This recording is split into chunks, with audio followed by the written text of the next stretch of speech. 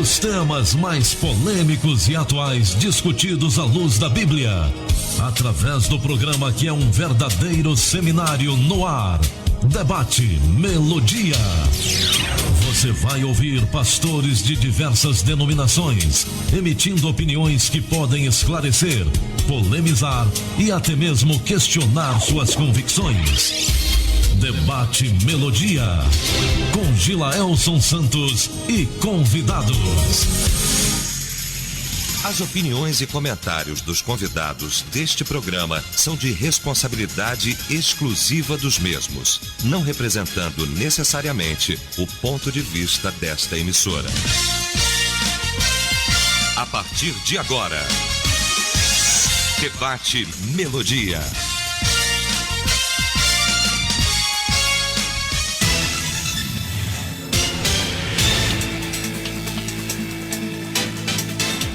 Olá, gente amiga, muito bom dia! Quarta-feira, 14 de maio. Somos uma só família, somos Melodia. Rádio é Melodia, rádio é Melodia. É isso, gente, quarta-feira. Um dia assim, uma manhã, nublada, fechada, chuvisco, chuva fina, né? E estamos aqui de volta, graças ao nosso bom Deus. Que Deus abençoe sua vida, sua casa, seu trabalho, enfim. Obrigado por estar com a gente. Lembrando que estamos além da frequência 87,9 FM, ao vivo para o Instagram e também para o Facebook, @Melodia Conquista. Na manhã desta quarta-feira, estou recebendo o pastor Jair Alves. Bom dia, pastor. Bom dia, Gilaelson. Bom dia, pastor Davi, pastor Marcelo. Prazer dividir a mesa com vocês. Bom dia, ouvintes, que está aí ligadinho no nosso debate. Espero que possamos contribuir para o esclarecimento desse tema tão importante.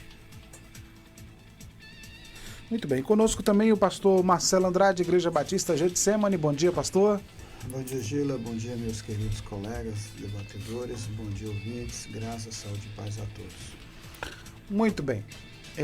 E o pastor Davi Amâncio, Igreja Batista da Palavra. Bom dia, pastor.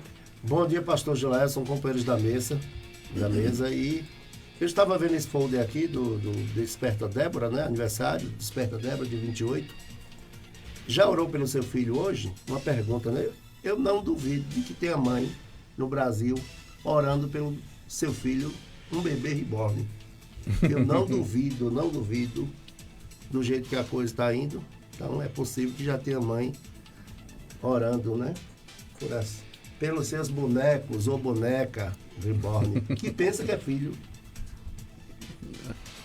Muito bem, é isso. Vamos iniciar o debate orando? Falar com o nosso Pai que está no céu. Hoje eu peço ao pastor Marcelo que apresente este momento ao Senhor. Agradecemos, Deus, por estarmos aqui reunidos em teu nome. Agradeço pela tua presença. Amém, Jesus. Amém. Pedimos ao Senhor sabedoria, inteligência espiritual, discernimento naquilo que vamos falar, para que os nossos ouvintes sejam edificados. Em nome de Jesus. Amém. Amém.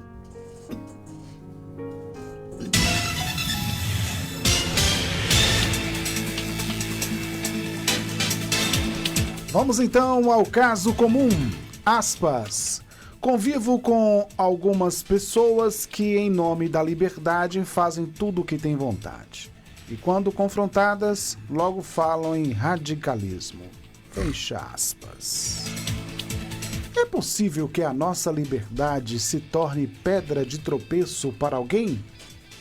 Vamos discutir esse tema agora no Debate Melodia. Debate Melodia.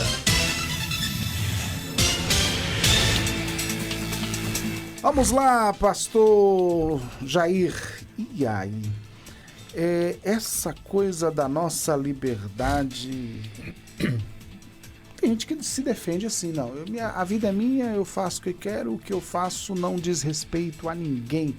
Como é que o cristão ele encara esse assunto, pastor Jair? Veja bem, Gilaelson, é possível que alguém seja ferido com a liberdade alheia? Sim, claro que é. Porque nem todo mundo está preparado para a liberdade. Se você olha assim, analisando a vida de Jesus, por exemplo. Vamos voltar remotamente aos tempos bíblicos. Jesus feriu com a sua liberdade alguns conceitos da época? Feriu.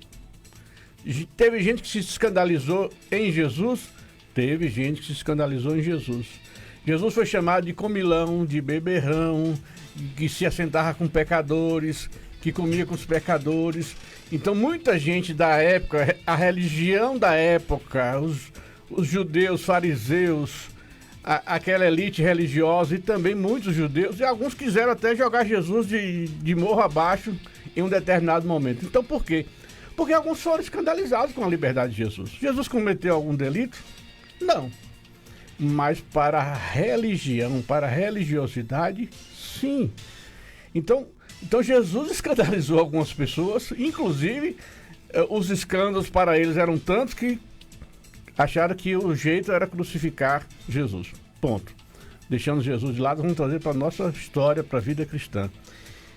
Infelizmente, se dogmatizou muita coisa na religião cristã, e algumas mais do que outras, umas acentuam mais do que outras, leis, normas, regras, que não tem nada a ver com o cristianismo de fato que foi nos ensinado, a liberdade cristã.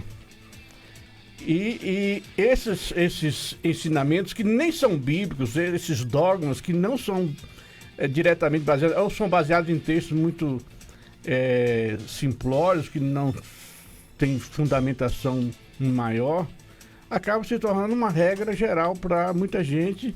E quando olha alguém diferente, aí já entra julgamentos, já entra... E escândalos também, as pessoas se escandalizam mesmo. O preceito cristão, para isso que Paulo agora, trazendo Paulo para o debate, nos traz que se comer carne escandaliza o teu irmão, não coma. Então, esse é um princípio bíblico. Então, cabe a cada um, por amor e por serviço ao próximo, tentar não atentar contra a sua liberdade, mas ver em que momento ele pode exercer a sua liberdade, desde que não cause tropeço na vida de alguém que tem a consciência, como Paulo diz, fraca. Ele diz assim, para uns comer carne não tem problema, para outros tem. Então, se alguém chega para você e lhe adverte, olha, essa carne aqui, ela foi sacrificada a um ídolo, por exemplo. Aí ele vai dizer assim, por conta dessa advertência e da consciência fraca dessa pessoa, não coma. E aí se aplica várias coisas. Então, a gente precisa tentar equilibrar as coisas, não se bitolar em legalismos que não têm fundamentação nenhuma, mas também não extrapolar essa linha da liberdade para que o próximo, que deve ser amado e cuidado, não venha sofrer dano na sua consciência e até fraqueje na sua fé. Muito bem. 11 horas e 18 minutos, Pastor Marcelo. Pastor Marcelo, 11 horas e 18 minutos. Eu queria saber o seguinte, vamos entrar aqui em questões do dia a dia que podem, sim, escandalizar outras pessoas, né? E a gente está falando de comportamento que a pessoa tem, que pode escandalizar alguns e outros não. Essa é a questão, né? E aí entra a questão dos argumentos. Mas, por exemplo, há irmãos que não admitem que cristãos, por exemplo, ouçam músicas que não sejam louvores. E aí eles se escandalizam, né? Enfim, aí esse irmão que ouve músicas consideradas música secular, chamadas de música secular, ou mundana, né? Mundana para outros, né? E aí ele vai ter que parar de ouvir essas músicas porque ele está escandalizando o outro. Há pessoas que também se escandalizam se vê um cristão tomando uma dose de vinho. Outros não se escandalizam. Ele vai ter que parar. Como é que funciona isso na Bíblia, pastor? Angela, a gente tem que levar em consideração a cultura que a gente vive. Primeiro a escritura e depois a cultura que a gente vive. Quando o evangelho chegou no Brasil, até onde eu sei, os primeiros cristãos aqui no Brasil trouxeram uma mensagem em relação a uma santidade, onde nessa santidade que a gente não bebe, que a gente não fuma, que a gente não dança, e todos esses conceitos que foram sendo trazidos lá no começo e foram ficando entre nós, né? Então, porque o brasileiro é muito festeiro, digamos assim, então passou-se vindo esses puritanos, vamos colocar dessa forma, aí eles então começaram a condenar tudo aquilo que eles acreditavam que era o contrário. Se bem que na cultura americana tem muita coisa que eles aceitam que nós temos dificuldade. Mas a coisa foi sendo trazida dessa forma, e aí de repente aquilo que na cultura brasileira era aceitável, tornou-se coisas pecaminosas. Então a gente tem que olhar do ponto de vista também da cultura. Olhando do ponto de vista bíblico, Paulo vai dizer que todas as coisas me são lícitas, nem tudo me convém. Alguém disse assim, listas, lícitas. Não, acho que todas as coisas eu posso fazer. Quem é que vai me proibir? Não é? A não ser que haja uma consciência me dizendo que eu estou certo ou que estou errado. Então, eu tenho que parar para pensar isso. Mas para eu saber o que são coisas lícitas, eu tenho que conhecer o que a Bíblia diz a respeito dessas coisas, e não pela minha teologia. Aí eu penso assim, porque a minha forma de ver o mundo é essa. Não. A minha forma de ver o mundo tem que ser a forma que a Bíblia diz. Então a Bíblia diz que todas as coisas me são lícitas, mas nem tudo me convém. E aí Paulo também vai dizer assim que devemos viver de forma digna do Evangelho. Então essa forma digna do Evangelho é lembrar que nós somos sal e luz neste mundo. E nesse sal e luz implica comportamento transformado. Então eu tenho que conhecer a minha cultura, e se eu sei que na minha cultura crente não bebe, crente não bebe. Eu tenho que respeitar isso na minha cultura. Se você vai na cultura alemã, nenhum problema. Se vai na cultura inglesa, acredita-me, lá não tem nenhum problema. Tá? Então a gente precisa dar uma olhada nessas coisas. Mas tem um detalhe importante, é que, e aí aquele que se escandaliza? Paulo vai explicar que o que deve mover a minha vida é deixar de beber, deixar de fumar, deixar de fazer algumas coisas. Primeiro é por causa da minha transformação de vida, e segundo por causa do amor de Cristo em mim. Eu não devo fazer porque o irmão lá se escandaliza, mas por amor ao irmão que se escandaliza, aí eu abro mão de determinadas coisas. Então Paulo deixa bem latente assim que o que deve mover a minha conduta em relação ao outro deve ser o amor para com o próximo, sempre lembrando que eu sou luz do mundo e sal da terra. Agora eu quero saber o seguinte, e se aquilo que faz aquele irmão se escandalizar for um equívoco dele? Porque já houve muito isso. Por exemplo, há irmãos que houve um tempo que se escandalizavam se visse uma irmã usando batom. Né? Aí a pessoa para diante daquilo que é um equívoco, quer dizer, ela tem que submeter aquela pessoa que está equivocada. Por exemplo, se uma pessoa sair daqui do Brasil, chegar na Itália, ele não admite um cristão tomar dose de vinho, quando chegou lá, lá é tão comum, né, se tomar vinho, aí o pessoal lá da Itália vai ter que mudar porque aquele irmão acha que aquilo é pecado. Como é que é? Não, aí é que está. A minha questão que a gente tem que observar a cultura. Sou eu que estou mudando de casa, não são eles que estão vindo para cá. Então, indo para lá, eu tenho que respeitar a cultura local. Aí, essa palavra já vai para o que se diz escandalizado. Exatamente. Então, só acha que ele vai aceitar? Não, aí ele vai ter que se adaptar à realidade de lá, porque é ele que está mudando de cultura. Então, ele tem que respeitar isso. Mesmo assim, esse aceitar lá tem que ser movido por amor. Então ele vai falar assim, não, eu vou abrir mão dos meus conceitos nesse aspecto cultural e vou respeitar como eles pensam. Agora eu não vou me aculturar ao que eles pensam, do ponto de vista só de cultura. Não estou falando de pecado não, viu, gente? Se chega lá num ambiente de adultério, eu vou adulterar. Mas na cabeça também. dele é pecado. Mas na cabeça dele continua sendo. Mas uma vez que ele entende de que o amor tem que cobrir essas situações, ele deve então ponderar isso, que eu espero que aconteça, né? Porque senão os nossos missionários fora do Brasil estavam em grande dificuldade, porque eles têm que chegar lá e aprender o transculturalismo. E ao aprender isso, eles têm que entender que certas coisas daquela região são próprias de lá e que ele tem no mínimo que entender como aquele povo vive, senão ele não vai conseguir pregar o evangelho. Muito bem, pastor Davi Amâncio, e aí, pastor, essa coisa da minha liberdade, né, a gente compreende quando Paulo fala, né, que há irmãos que são mais fracos, eles, né, ainda não comem, né, alimento sólido, enfim. Mas eu queria que o senhor falasse, pastor Davi, sobre a nossa liberdade, enfim, ela pode se tornar uma pedra de tropeço para alguém? Pode. Principalmente quando não tem responsabilidade. Liberdade cristã pressupõe responsabilidade. Paulo disse, olha, não useis, não dê ocasião à carne, né? Em nome da liberdade. Não é? Não useis da liberdade para dar ocasião à carne. Ou seja, existe uma falácia aí, travestida de liberdade cristã. Eu vou mostrar uma coisa, porque se eu for falar aqui sobre a importância de transpor o abismo cultural na hora de interpretar a Bíblia, eu vou chover no molhado, porque o pastor Marcelo já falou sobre essa importância de toda pessoa que vai interpretar a Bíblia, ela precisa transpor o abismo cultural, né? Por exemplo, no contexto judaico, nós temos Salomão, que teve 700 mulheres e 300 concubinas. Dá para fazer isso aqui no Brasil? O Brasil é monogâmico. Não dá. Entendeu?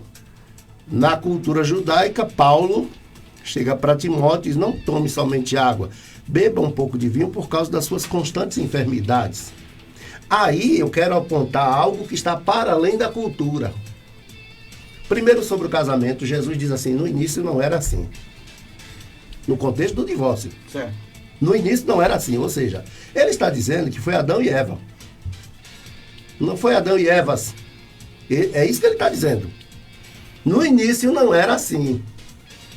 Segundo, sobre o uso do vinho, que isso já foi objeto de debate aqui. Eu estava viajando com um empresário, ele disse, você que é estudante de teologia, me fala uma coisa. Eu tomo uma taça de vinho todo dia no almoço, agora eu tomo como um remédio. É pecado? Se eu pego a Bíblia, eu vou perder. Porque a Bíblia não combate o uso. Ela condena o excesso. Por conta da cultura. Aí eu apelei para a lógica. Porque a lógica é assim, 2 e 2 é 4 aqui no Japão. Não tem cultura certa para mudar. Aí eu disse, quem lhe garante que seu filho vai beber como remédio? Mas eu não estou mandando ele beber. Não precisa, irmão. Casa de pai é escola de filho. Se você bebe, você não tem moral para dizer a seu filho, não beba. Não beba. Eu lembro que teve um debate aqui, acalorado, inclusive, me acirrado, que no final eu falei, ó, se beber, não dirija. É o que fica de concreto, é isso. Nem carro, nem família, nem igreja. Eu peguei uma propaganda do Detran e fiz a transposição. Gente, é a lógica. O conceito básico de droga pela OMS é o seguinte, toda substância que é introduzida no organismo vivo altera o seu comportamento, isso é droga. E eu sonho com o tempo que a gente vai acabar com essa distinção, álcool e drogas. Não, álcool é droga. Aliás, a mais antiga que você tem notícia, porque Noé tomou umas 2 biritas e tirou a roupa na vista dos filhos, o filho foi cobrir, ele amaldiçoou. Você está querendo ver minha nudez, rapaz? Quer dizer, chapado já, porque tem gente que bebe, fica rico, valente e bonito. Tem gente que fica até filósofo. Eu trabalho com isso, gente. Eu trabalho com isso, já tem 6 anos. Eu atendo lá no CREAME, como psicólogo. Pelo amor de Deus, é desculpa de quem quer beber. Que aí encontra na cultura aquilo que casa como uma luva. Mas casar com uma luva, meu amigo, Porto, é Europa, né? Ele vai para a Europa e diz, ó, não, na Europa é assim. Na Europa é assim. É como tomar café aqui no Brasil, na Bahia. Ora, pelo amor de Deus, o cara já está com a vontade reprimida de beber, aí fica usando desculpa para não parar de beber. E aí, se um anjo descer do céu e falar é pecado, ele fala, é um demônio que desceu, não foi um anjo do céu. Entendeu? A vontade humana, ela se opõe muitas vezes à vontade de Deus, e o perigo é quando ela se opõe e o cara não percebe. Eu falava aqui em off, o problema é quando a pessoa já perdeu a sanidade mental e não percebeu que perdeu. Entendeu? Então, segue nessa linha aí. tem um caminho que está para além da cultura, né? Para além da cultura. Casa de pai é escola de filho. Se você bebe, você que está me ouvindo agora, você não tem moral nenhuma para dizer a seu filho não beba. No mínimo, se disser, vai ser hipócrita. Muito bem. Porém, pastor Jair, a Bíblia, ela dá uma catucada tanto em quem usa a liberdade, o argumento da liberdade para fazer o que quer, e também dá uma catucada em quem... nos legalistas, né? Se você pegar, por exemplo, aqui o texto de Colossenses, o apóstolo de Colossenses 2:20, o apóstolo diz: se, pois, estáis mortos com Cristo, quanto aos rudimentos do mundo, por que vos carregam ainda de ordenanças como se vivesseis no mundo, tais como não toques, não proves, não manuseis, as quais coisas todas perecem pelo uso segundo os preceitos e doutrinas dos homens, as quais têm na verdade uma aparência de sabedoria, em devoção voluntária, humildade e em disciplina do corpo, mas não são de valor algum senão para a satisfação da carne. E aí você tem os dois extremos, né? Há quem use a liberdade para tentar fazer o que quer fazer, né, com esse argumento da liberdade em Cristo, e há aqueles também que são legalistas, que vê pecado em tudo, enfim, quer punir, enfim. E aí, pastor? Pois é uma linha tênue, né? É complicado, porque assim, eu acho que os dois extremos são perigosos, né? O ser humano, ele é muito tendente a criar leis.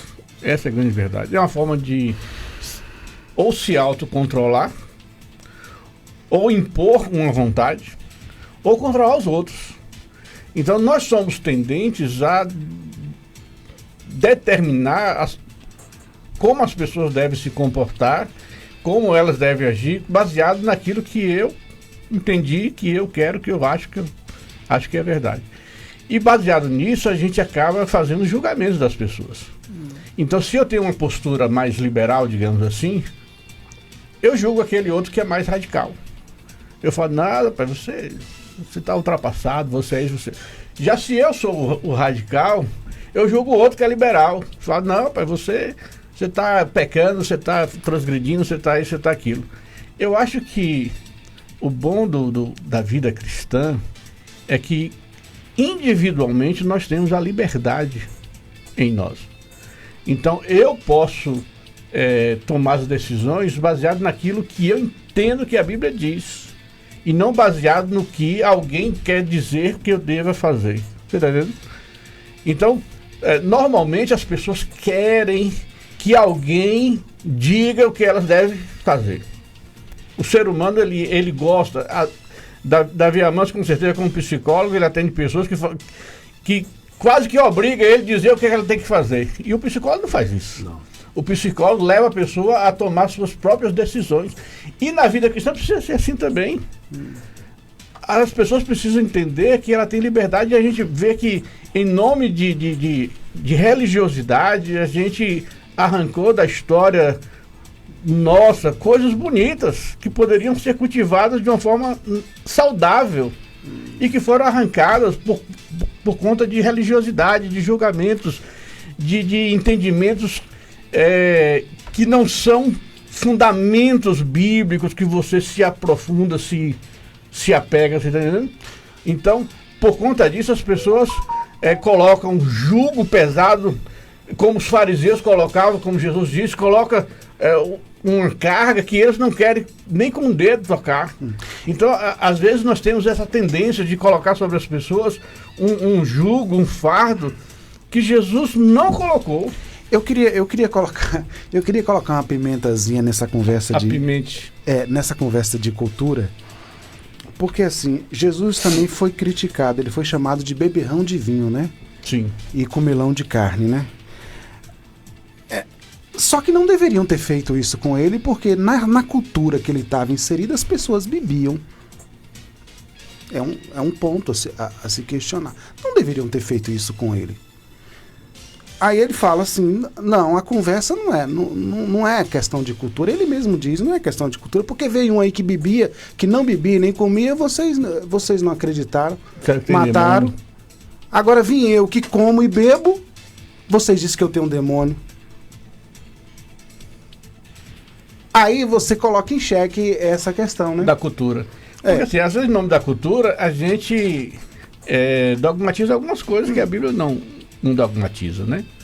Então, a cultura precisa ser observada, sim, mas ela não pode ser o ápice final das nossas escolhas. Porque as pessoas precisam também ser ensinadas. Porque se eu me acovardo diante de uma questão como Paulo, ele disse que confrontou Pedro, resistiu ele na cara, porque ele era, enquanto eles estavam ali conversando, estava ali naquela maior liberdade, né? E de repente, quando entrou alguns da circuncisão, Pedro mudou completamente. E Paulo resistiu ele duramente, como que diz assim, você está errado. E a carta de Gálatas, ele fala muito sobre isso, dessa liberdade. Agora, o que ele orienta disso, nós somos chamados para a liberdade. E, infelizmente, algumas pessoas não conseguem aceitar isso e continuam se colocando no jugo de escravidão. Essa é a grande verdade. Agora ele faz um adendo que ele diz assim, não usem da liberdade para dar ocasião à carne. Sim. E dar ocasião à carne não é porque você tomou uma taça de vinho, não é porque você ouviu uma música que não é cantada na igreja, ou que você dançou. Não. A ocasião à carne vai muito além do que isso. São coisas que você faz que fere princípios bíblicos de verdade. A ocasião à carne é quando você usa do vinho e a partir do vinho você espanca alguém, você adultera, você trai a esposa, você faz o que não deve, né? E começa a fazer coisas realmente contrárias aos ensinamentos bíblicos. Mas às vezes não é alguma coisa que às vezes a gente pode dizer assim que é contrária ou é ocasião carne, que na verdade não é. É só uma expressão de alegria, de felicidade, de contentamento em um momento alegre. E às vezes a gente não dá conta de... A gente às vezes tem mais facilidade em consolar aqueles que estão chorando do que celebrar porque alguém está feliz por algum momento, alguma coisa, ele está ali celebrando. Agora, essa observação, acho que está dentro daquela fala que eu coloquei aqui lá para o pastor Marcelo, porque se o motivo do escândalo for um equívoco do outro, nós teremos que recuar ou teremos que ensiná-lo? É uma questão a ser colocada. Eu vou pro intervalo, já a gente volta. 10 minutos, torcida brasileira, estamos no jogo. A dengue cresceu em campo, a zika e chikungunya são sempre um perigo. É hora de ir pra cima deles. Olha o vaso de planta juntando água na entrada da área. E esse pneu velho aí, secou, guardou? Fecha a tampa da caixa d'água, limpa a calha, troca a água do totó. Vira a garrafa, que bela jogada. E atenção, acabou.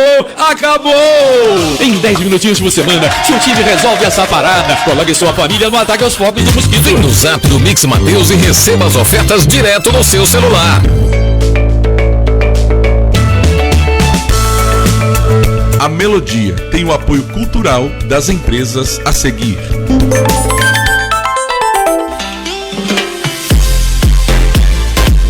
Cortina Cia tem tudo para vestir a sua casa. Cortinas prontas e sob medida, tapetes, persianas, colchões, além de uma variedade de roupa de cama, mesa e banho. Tudo isso com o melhor preço e atendimento da cidade. Na hora de decorar a sua casa, escolha a loja mais completa do interior baiano. Estamos esperando por você. Venha nos visitar. Praça da Bandeira 10, Centro, Vitória da Conquista. Acesse o Instagram da Cortina Cia, @Cortina e Cia VDC.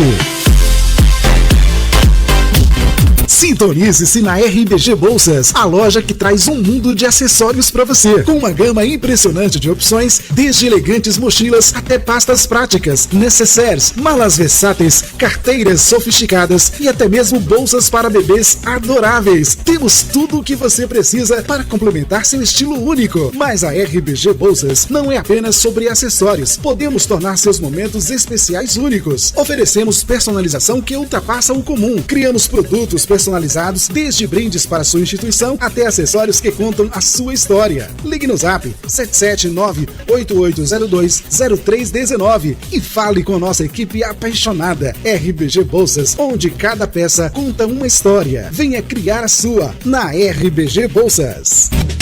Voltamos a apresentar Debate Melodia. É isso, estamos de volta. Tema muito bom nesta manhã de quarta-feira. É possível que a nossa liberdade se torne pedra de tropeço para alguém? Bom, e aí nós estamos aí colocando aqui várias nuances, né, desse tema no nosso dia a dia que acontece, e a gente precisa também saber como se portar. Né? A gente sabe que tem aquele que usa a liberdade, ou em nome dessa liberdade ele quer fazer coisas que o evangelho não aceita, e há aqueles também de consciência mais fraca, como diz a Bíblia, que nós precisamos respeitar, né? E ter cuidado com esses irmãos que ainda não comem alimento sólido, né? Como diz a própria Escritura.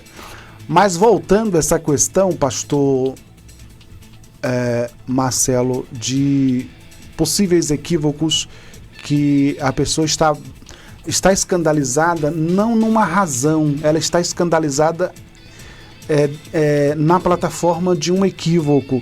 Por exemplo, eu vou dar outro exemplo aqui. Eu já citei a questão da bebida, já citei a questão da música mundana, né? Eu vou citar outro exemplo. O segundo casamento, por exemplo, ele escandaliza muita gente. Mas e aí, as pessoas vão parar de casar novamente na igreja por causa disso? É uma questão. Será que o que Jesus realmente proibiu o segundo casamento? E outro dia eu estava ouvindo uma explicação, o pastor dizendo que é um equívoco entender aquele texto como uma proibição de um segundo casamento. Bom, pastor Marcelo, e aí? Bom, vamos lá. Eu sei que é espinhoso isso aí. Eu sei. Já apertou sem abraçar. Mas eu vou colocar a minha posição. Tá. Acredito que o divórcio ele é permitido, porque em casos de adultério, o pastor Jean uma vez falando aqui, ele falou que o termo lá é dinâmico, né? Tem outras interpretações, mas eu penso que o divórcio ele é permitido em casos de adultério. É o que eu vejo no texto, né? Segundo casamento, eu não vejo no texto lá que está liberado para casar outra vez.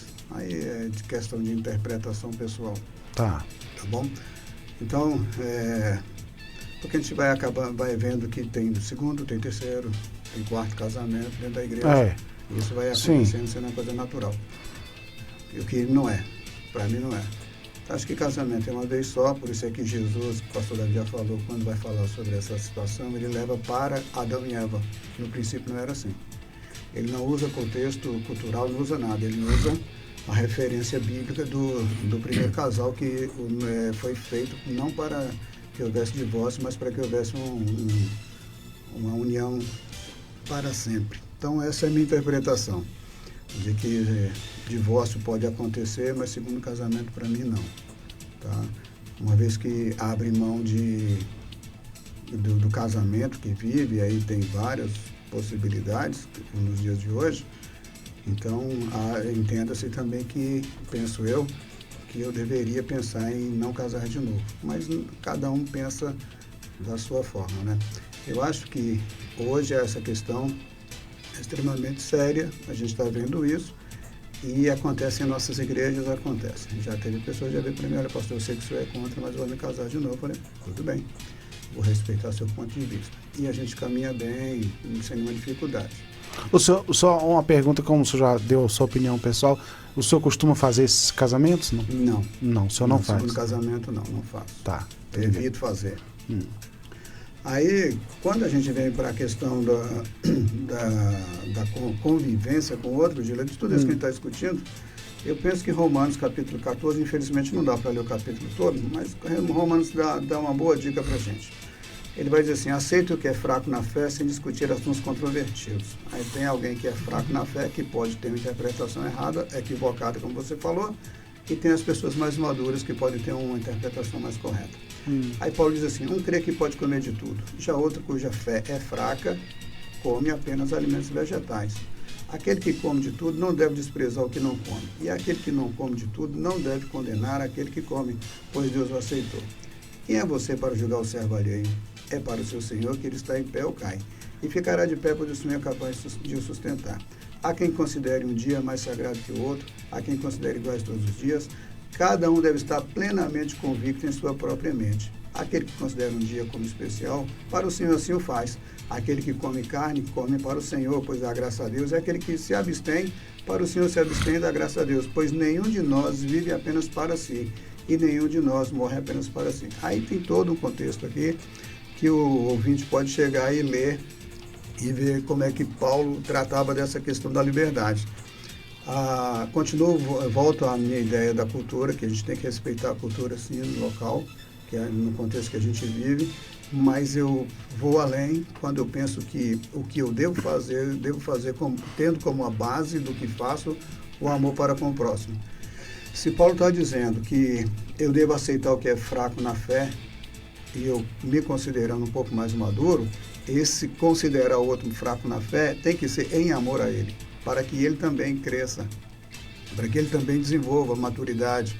Afinal de contas, todos na igreja não são maduros. Nós vamos ver que na igreja nós temos pessoas de 30, 40, 50 anos de fé que não têm maturidade espiritual, porque não sabe responder coisas básicas, o porquê você crê em Jesus Cristo como seu Salvador, mas já está lá há anos e anos de igreja. Então, o amor tem que ser esse medidor, esse aferidor, que me dará a condição de chegar a ver que o outro está ainda limitado no entendimento, que o outro ainda precisa crescer e que também fará com que eu analise como está o meu próprio crescimento. Agora, sim, quando você vê o apóstolo falando aí, como o senhor lê esse texto aí, ele parece estar discutindo coisas ali na superfície, coisas do cotidiano que está na superfície. Ele fala assim: quem considera um dia mais sagrado que outro, faz para o Senhor. Você que acha que fulano de tal critica, você acha que ele está fazendo errado, mas você não deve condená-lo, né? Enfim, e você também respeitar a consciência do outro que é mais fraca. O Senhor, é tudo para o Senhor. Então você percebe que essas coisas, ele está falando que essas coisas são coisas da própria consciência da pessoa, né? Que cada um deve respeitar, né? Porque Paulo está apelando para a nossa maturidade espiritual. Porque se eu entendo que eu não preciso julgar o outro por causa da forma dele viver cristão, e se mesmo que eu veja que a forma como ele interpreta o texto está errado, eu vou respeitando. Não é errado do ponto de vista de heresia, mas de análise que ele faz lá do texto para o convívio dele, né? Então eu vou ter que chegar e, em amor, respeitar isso, porque eu também, vamos colocar assim, estive lá nessa condição em um outro momento. Tá bom? Mas dentro desse assunto que eu perguntei, por exemplo, se a pessoa, por exemplo, ela foi para um segundo casamento, ela entende que ela não está ferindo o mandamento de Deus, ela entende que ela está em paz com Deus, ela tem razões, ela apresenta razões para isso, para uma separação e para um possível segundo casamento. O que eu posso interferir na consciência dessa pessoa? Não posso, eu tenho que respeitá-la. E também não posso condená-la. Condenar também não posso, tá? Por quê? Porque Romanos, esse que eu estou lendo, verso 12, diz assim: cada um de nós prestará conta de si mesmo a Deus. Então, se o outro lá acha que pode chegar e fazer um segundo casamento, fique à vontade, mas eu penso diferente. Então, eu devo respeitar o ponto de vista dele, e não vou chegar lá, você tem pecado por causa disso, porque aí vem as análises que são feitas do texto, da parte ofendida, o risco de morte e outras coisas mais são analisadas para um divórcio e um segundo casamento. As coisas são analisadas, eu respeito, porém eu vou analisar com base naquilo que da minha consciência, de que eu não faria isso. O outro quer fazer, é livre para fazê-lo. Tá? Portanto, mas mesmo assim, cada um de nós prestará conta diante de si, diante de Deus. E isso porque eu tenho que pressupor que nós estamos numa caminhada de maturidade. Então, Paulo nem vai dizer no versículo 13, portanto, por causa dessa maturidade, deixemos de julgar uns aos outros. E aí a gente caminha. Depois cada um dará conta de Deus, diante de Deus. Por quê? Por causa da sua responsabilidade pessoal diante do Eterno. Muito bem. 11 horas mais 49 minutos. O tema, de fato, é um tema que traz, assim, muitas realidades, né, que a gente, às vezes, tem dúvidas. E é possível que a nossa liberdade se torne pedra de tropeço para alguém? Pois é. Hoje, lá o verso 13 vai dizer isso. Em vez disso, façamos o propósito de não colocar a pedra de tropeço ou obstáculo no caminho do irmão. Pronto. Pastor Davi Amâncio. Eu lembro que uma vez eu estava conversando com o pastor Jair Alves e eu disse, lá na Vila Serrana, eu tenho tentado transformar o templo em casa da graça, porque casa do julgamento é complicado. Porque eu parto do princípio seguinte, que o outro não sou eu. Aquilo que para mim não é nada, para o outro pode ser muita coisa, para conversar. Segundo, às vezes eu posso precisar daquele limite da graça, e aí eu vou ter que lançar a mão daquele limite da graça e talvez meu discurso mude. Você entende, pastor Jair? Uhum. Foi por isso que eu lhe disse que lá eu estou lutando para que se torne casa da graça, para que até o pardal encontre casa e a andorinha ninho para si. Como fazer isso equilibrando a verdade do texto e a nossa conduta? Isso não é simples. Por exemplo, no contexto de Malaquias, Deus afirma: eu abomino o divórcio. Agora, por quê? Por conta da humilhação que passava repudiada. Porque tinha gente que já estava de olho em outro modelo, um modelo mais novo. Aí dizia: olha, eu encontrei um defeito no dedo mínimo do pé esquerdo da sua filha e estou devolvendo. Simples assim. Quer dizer, o problema todo que está para além a banalização da cultura, a banalização de uma sociedade tão sofisticada como o casamento. Que Deus criou essa sociedade, chamou de casamento. Então, essa banalização é que deveria estar no centro da nossa discussão, inclusive. Por quê? Inclusive, eu acho que isso é um tema tão atual que está gastando boa parte do nosso debate de hoje. E deveríamos voltar a ele, pastor Gilaus, porque o número de divórcios cresce assustadoramente. E vamos combinar aqui uma coisa. Não é simples manter um casamento, vai ficar muito mais difícil ainda. Não tem sido fácil manter... Eu tenho feito apologia ao primeiro casamento? Tenho feito. Por quê? Não pense que a minha história pessoal eu estou transformando em dogma. Eu fui criado sem pai, gente. Eu sei o que eu passei. É mais barato recuperar um casamento do que acabar. Quer dizer, então... Mas não é porque eu estou conseguindo manter há 26 anos um casamento com a mesma mulher, Maria Ione Trindade de Souza, que eu mando até um beijo para ela agora.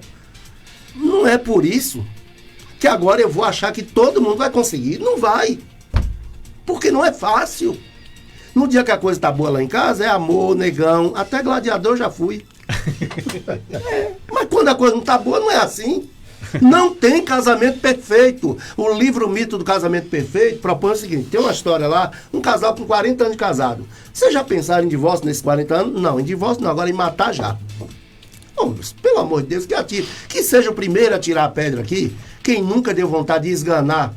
Já acorda infeliz. Acorda! Tu não tá vendo o que tu tá fazendo com esse casamento, não? E outra coisa, pastor Marcelo, a gente fala assim, ó, em caso de traição ou qualquer relação ilícita, certo? E quando é com um homem, o critério é o mesmo? Se fosse, muitos casamentos já teriam acabado. O problema é que a mulher, às vezes, resolve perdoar. Simples assim.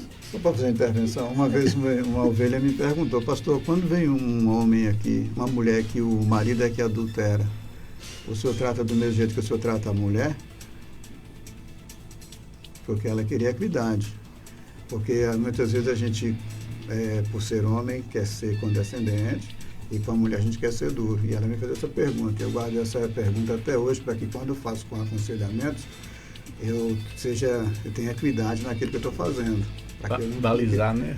Chegar e não ficar analisando o homem como coitadinho e a mulher como aquela mulher. Exatamente. Não mesmo. Essa imparcialidade no aconselhamento cristão é fundamental. Eu já fiquei até 1h15 da madrugada para ver uma aliança voltar para o dedo de uma mulher. Foi exaustivo. Agora, preste atenção. Eu aprendi a duras penas que em briga de casal não tem inocente. Não tem inocente, não. Os dois têm sua parcela de contribuição na história. Tem, não adianta. Agora, o problema é que quando está o litígio, aí eu sei que eu tenho meus defeitos, mas aí depois do mais estraga tudo. Entendeu? Então vamos combinar aqui. Não é simples. Agora, voltando à questão do vinho, se alguém me perguntasse, eu diria, para começar, Jesus não teve filho, viu? Nem casou. Eu tenho. Eu tenho filho e tenho responsabilidade. Lembra? Liberdade cristã pressupõe o quê? Responsabilidade. Então eu tenho responsabilidade com a minha prole. Para que amanhã, se eu ver beber e eu abordar e dizer, não faça isso não, meu filho. Quem é o senhor para me dizer não beba, meu pai? Se o senhor bebia. Então, eu não tenho moral. Me descredencia. Como descredencia uma mulher que foi aconselhar a filha, porque a filha estava hostilizando o namorado. A mãe aborda a filha e diz, minha filha, não faça isso não, pelo amor de Deus. É seu namorado, trate ele com carinho. Minha mãe, qual é a moral que a senhora tem para falar isso para mim, se a senhora não conseguiu continuar casada com o papai? Muito bem, pastor Jair, 2 minutos para a gente fechar. O senhor queria fazer 2 minutos? Pois é, tem um ditado que diz assim, pimenta no olho dos outros é refresco, né? Cada um sabe a dor que sente. Então, fazer julgamento do divórcio alheio é perigoso. Eu continuo batendo na mesma tecla. O casamento, Deus instituiu e é para ser para sempre. Mesmo quando a gente não consegue chegar até o final. E lutou, né? E a gente luta. E eu jamais vou banalizar porque me divorciei o casamento. Jamais. Eu acho que o casamento é instituição divina, é sério. Mas só sabe só o que viveu, quem viveu. Quem viveu. Não adianta eu sentar na minha cadeira, né, de confortável e julgar o outro. A história, né, pastor Jair? A história de cada um. É a história de cada um. E assim, eu acho que a graça e a misericórdia chegam nesses momentos. Não para você banalizar o casamento, trocar de todo ano de mulher. Não é isso. Essa banalização não é dessa forma. Eu acho que o casamento, mesmo o segundo casamento, ele tem que ser levado tanto a sério como o primeiro. Diz assim, olha, eu errei lá, de alguma forma, não conseguimos nos encontrar, mas agora nós vamos nos encontrar. E agora vai ser para sempre. Mesmo se porventura você não conseguir, sei lá, o futuro é incerto. Mas a sua mente, o seu propósito tem que ser esse.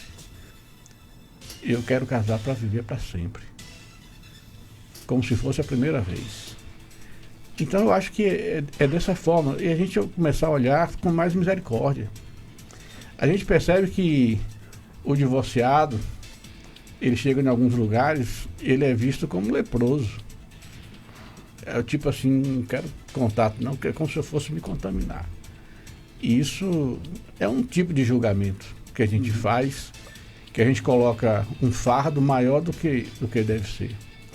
Você falou o divorciado, e se tiver no segundo casamento, aí que ninguém quer. Aí Jesus chega para a mulher samaritana e fala assim, mulher, chama lá teu marido.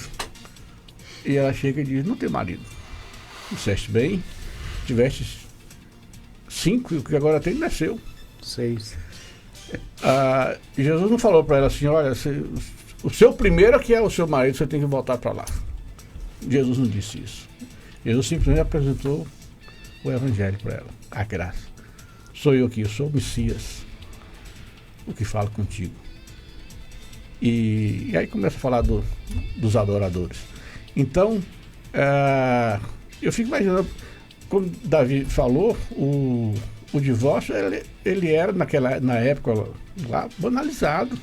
Casava hoje, divorciava amanhã. Sabe? E a mulher é repudiada porque era a mulher que era repudiada, a mulher não dava o divórcio pro marido, era o marido que dava o divórcio para a mulher.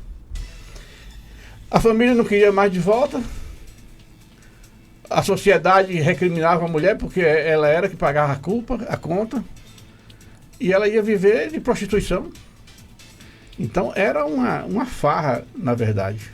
E principalmente os líderes, era quem mais abusava desse direito. Então, não é assim que deve ser.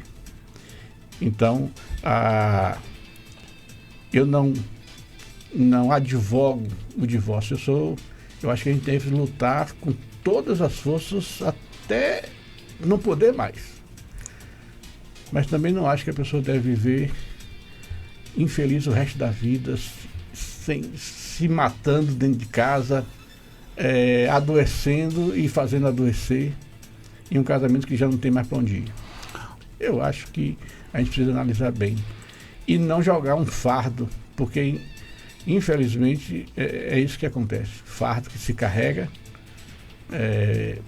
pela religião, pelas imposições, e deixa de viver algo que eu creio na direção de Deus também. Muito bem. Mesmo em um segundo casamento. 12 horas, fica claro pra gente que dentro da nossa liberdade tem que ter um componente que é a responsabilidade com o outro, né? E com a consciência do outro. E o outro que acha que a gente está sempre errado, que a gente está sempre pecando, deve ter o cuidado para não condenar ninguém, não julgar ninguém, porque a Bíblia diz, se a gente julga, a gente já é logo juiz. Enfim, a gente tem que ter cuidado com essas questões. Obrigado aos nossos debatedores, obrigado ao pastor Davi Amâncio e também ao pastor Marcelo Andrade, o pastor Jair Alves, pela colaboração desse debate. Um debate, graças a Deus, muito bom.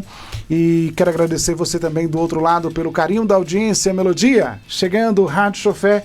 E o debate fica assim. Amanhã, quinta-feira, se o Senhor Deus nos permitir, estaremos de volta para mais um Debate Melodia.